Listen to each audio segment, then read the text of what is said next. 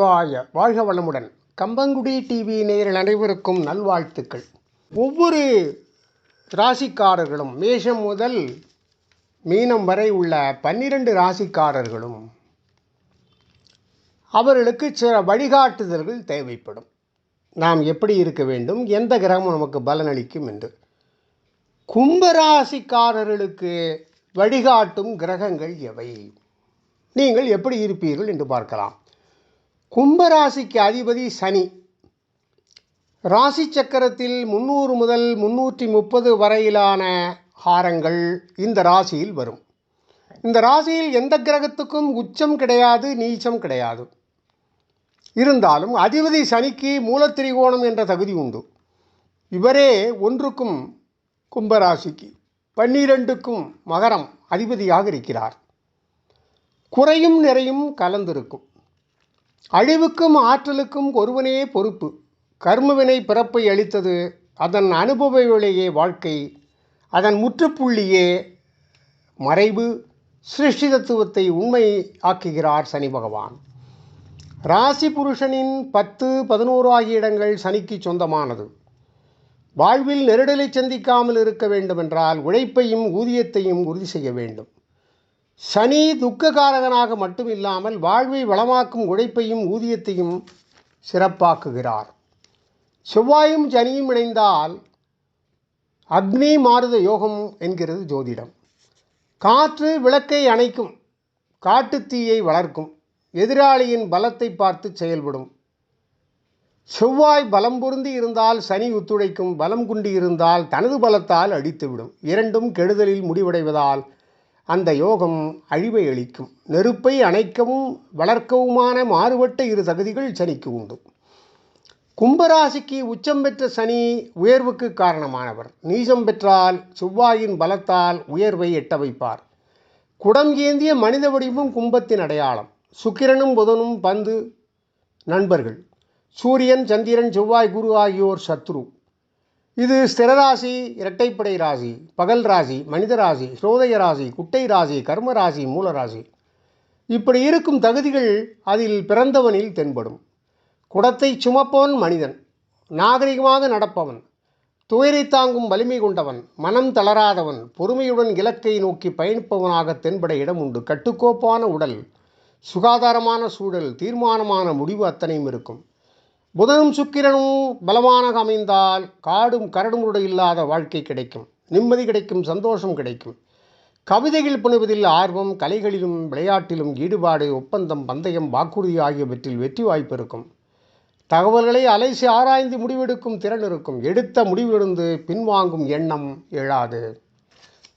விஷயத்தை உள்வாங்கிக் கொள்வதில் சுணக்கம் இருந்தாலும் வாங்கியதை மனதில் பதிய வைக்கும் திறன் இருக்கும். உள்ளதை உள்ளபடி உரைக்க தயக்கம் இருக்காது.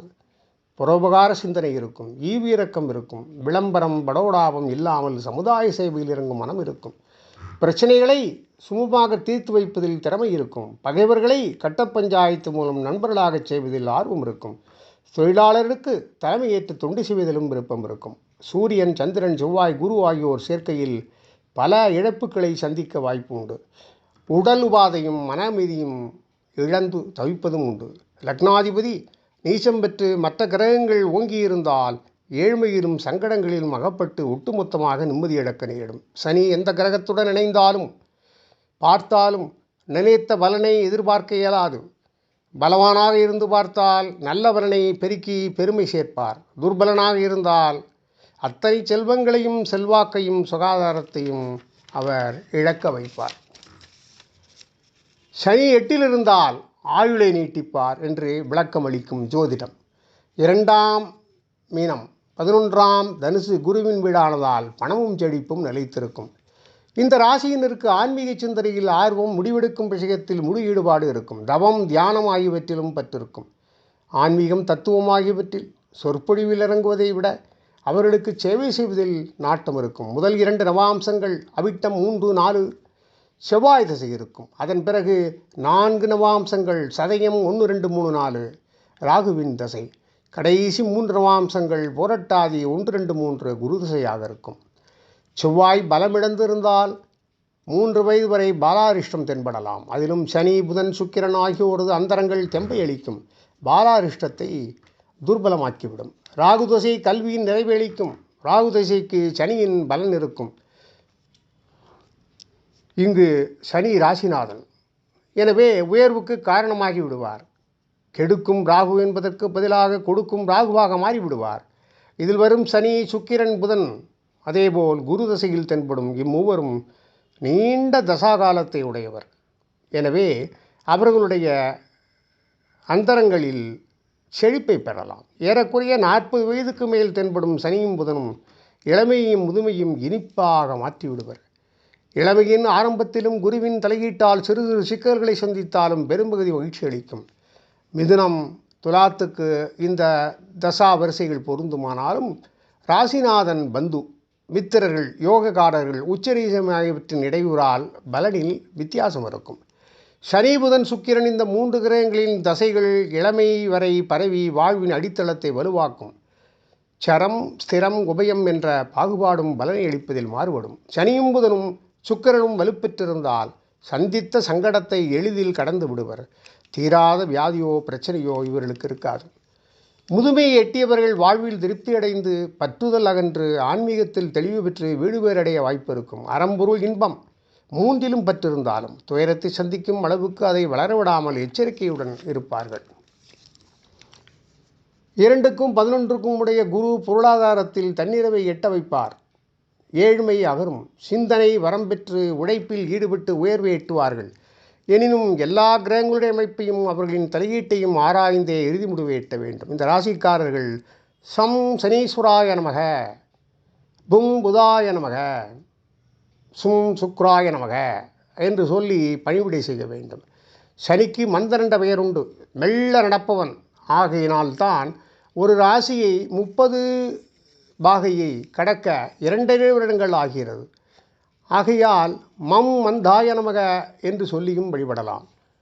இதம் விஷ்ணுர் விஜக்ஷமே என்ற மந்திரத்தை சொல்லி புதனை வழிபடலாம். பர்வ சுக்ராய என்ற மந்திரத்தால் சுக்கிரனை வழிபடலாம். சன்னோ தேவீஹி என்ற மந்திரத்தால் சனியை வழிபடலாம். சனீஸ்வரனின் அதிதேவதை பிரத்யதி தேவதைகளையும் வழிபடலாம். பிரஜாபதியையும் யமனையும் வழிபட வேண்டும். விஷ்ணு, இந்திரன், இந்திராணியும் வழிபடலாம். கால நேரம் இல்லாத சூழலில் நமகா சூர்யாக சோமாய மங்களாய புதாய ச குரு சுக்ர சனீஸ்வர சராகவே கேதவே நமகா எனும் இந்த செய்யுளை மனதில் அசை போட்டு வணங்கலாம். சனி கிரகத்திடம் மக்களுக்கு பயம் உண்டு. ஜோதிடர்களின் மாறுபட்ட விளக்கங்களும் சில நேரம் பயத்தை உண்டு பண்ணும். 7.5 சனி, அஷ்டமச்சனி என்று சொல்லும் தருவாயில் கெடுதல் விளைய வாய்ப்பு இருப்பதாக விளங்கும் போது மனம் பயத்தை தழுவும். தனிப்பட்ட பலனை பொது பலனாக வெளியிடும் போது சிலர் பயப்படுவது இயற்கை. எந்த கிரகத்தின் பலனும் அவரவர் ஜாதகத்தை வைத்து மாறுபட்டிருக்கும். ஆகையால் பொது பலன்களை நினைத்து மனம் கலங்கக்கூடாது. ஆகவே இத்தகைய இயல்பு உடையவர்கள்தான் கும்பராசிக்காரர்கள். கும்பராசிக்கு எது எது யோகம் கிடைக்கும் என்பதை பார்த்தோம். வாழ்க வளமுடன். ஓம் நமச்சிவாய.